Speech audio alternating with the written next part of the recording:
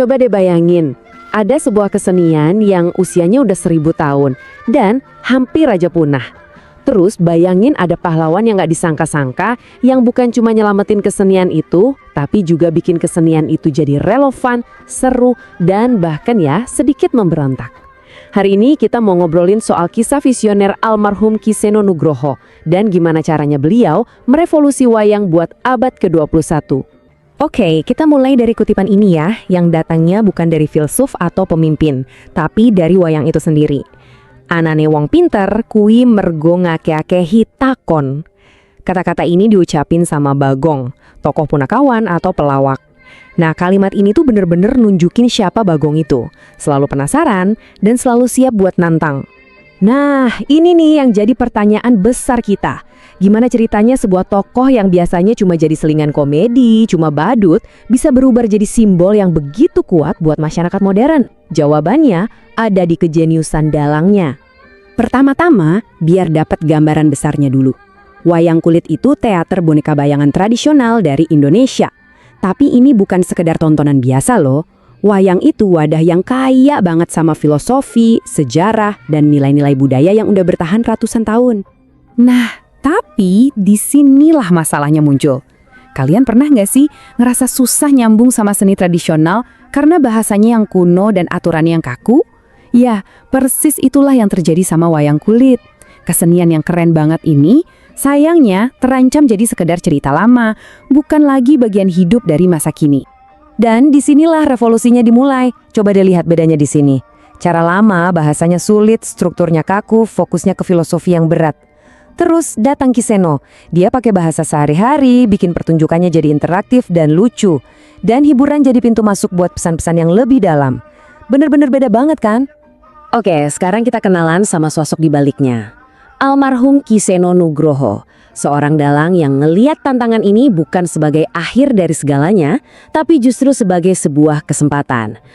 Visi beliau tuh, kalau dari kata-katanya sendiri, sebenarnya simple dan rendah hati banget. Dia bukannya merusak wayang, tapi justru ngebuka pintunya buat semua orang. Dengan menyederhanakan bahasa, beliau meruntuhkan tembok yang misahin penonton modern dari inti kesenian yang indah ini. Kuncinya yaitu aksesibilitas.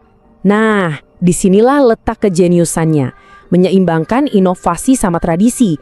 Dia menciptakan apa yang disebut carangan atau cerita-cerita cabang baru yang relevan sama zaman sekarang. Tapi dia nggak pernah melanggar pakem, aturan inti dari dunia wayang.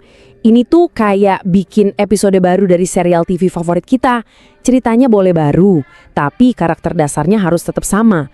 Jadi akarnya tetap kuat, tapi cabangnya dibiarin tumbuh ke arah yang baru. Dan visi ini paling kelihatan jelas dari cara dia mengubah satu tokoh spesifik, Bagong si pelawak itu. Di tangan Ki Seno, Bagong jadi jauh lebih dari sekedar bahan ketawaan. Oke, biar ngerti dampaknya, kita harus paham dulu konsep wong cilik. Ini tuh istilah dalam bahasa Jawa untuk rakyat biasa, orang kecil. Ya, kita-kita inilah. Ki Seno melihat Bagong sebagai perwujudan sempurna dari wong cilik. Nah, ini dia transformasinya. Ki Seno mengangkat derajat Bagong. Dari yang tadinya cuma abdi, dia jadi wakilnya rakyat. Dari pelawak, dia jadi simbol perubahan. Dan yang paling kuat nih, dia jadi saluran buat kemarahan yang benar. Suara buat mereka yang frustrasi dan gak didengar.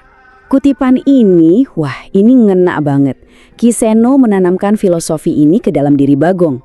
Ini kan pernyataan yang radikal banget ya. Maksudnya, hierarki atau jabatan itu nggak lebih penting dari moralitas. Kalau benar ya benar, salah ya salah, nggak peduli kamu siapa. Ini adalah pemberdayaan yang disuarakan lewat wayang.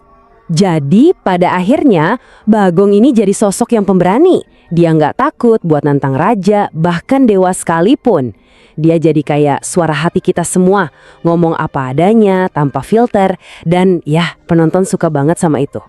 Oke, sekarang kita bahas warisan Ki Seno yang ternyata nggak cuma soal panggung wayang aja. Beliau itu seorang visioner, bukan cuma dalam seni, tapi juga dalam cara dia membagikan seninya ke seluruh dunia. Dan bagian ini bener-bener luar biasa loh. Jauh sebelum ini jadi tren, Ki Seno tuh udah ngelihat kekuatan YouTube. Bukan cuma buat promosi, tapi buat sesuatu yang lebih dalam. Beliau melihat YouTube sebagai cara untuk menciptakan masa depan yang berkelanjutan bagi seluruh timnya, para musisi dan kru. Jadi dia nggak cuma nyelamatin keseniannya, tapi juga ngebangun sebuah warisan digital yang bisa menghidupi komunitasnya. Keren banget kan? Pesan-pesan budaya dari beliau tuh kuat dan relevan banget sampai sekarang. Beliau ngajak anak-anak muda, kuasai teknologi modern, tapi jangan pernah lupain jati dirimu. Pakai media baru buat muatin warisanmu. Buat beliau, identitas budaya tuh bukan sesuatu yang kuno, tapi justru sumber kekuatan buat menghadapi masa depan. Dan mungkin ini nasihat beliau yang paling dalam. Ojo nganti dadi tamu nang omahmu dewe, jangan sampai jadi tamu di rumah sendiri. Ini adalah panggilan yang kuat buat kita semua untuk memeluk warisan kita, supaya kita nggak merasa asing di tanah air kita sendiri. Nah, sebagai penutup, coba deh kita renungin pertanyaan ini. Kisah Kiseno dan Bagong ini ngajarin kita kalau tradisi itu nggak harus jadi fosil yang kaku. Tradisi itu bisa jadi api yang terus menyala. Coba deh lihat di budaya kalian sendiri.